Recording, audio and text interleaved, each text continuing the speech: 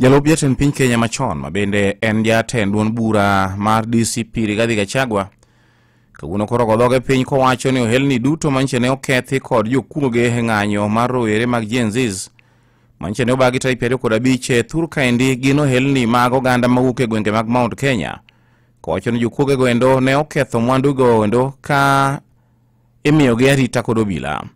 Kane wuoyo e kanisa mar Anglican Church ma Nyahururu e kaunti ma Laikipia, Gachagua ne owacho ni chalo ka gima ne nitiere maling'ling moko manche ne ochan kod sirikal mar mondo mi ne kwal donje ohelni mag oganda ma Mount Kenya kunendo mondo mi oketho alni go endo kaka achiel kuom yore mag thuyo oganda ma Mount Kenya kod ogeni mamoko, ka owacho ni magi bende ne gin mana yore mane sirikal dwaro godo mondo mi koro rowere mag Gen Z machak seyo ni mjaka beni manokwalo mwandu e gwenge mag Mount Kenya kuno.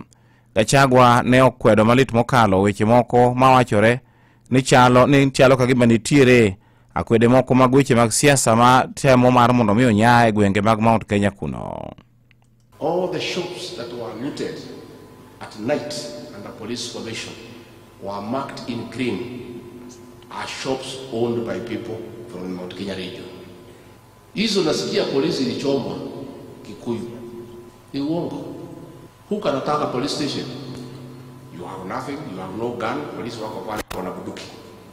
Ati namesekana ati watu wameingia polisi, ati wamechoma police station wameenda. How? Imepangwa ndio vijana wetu wahangaishwe. Viongozi wahangaishwe. And I will not allow it. Mimi sitakubali.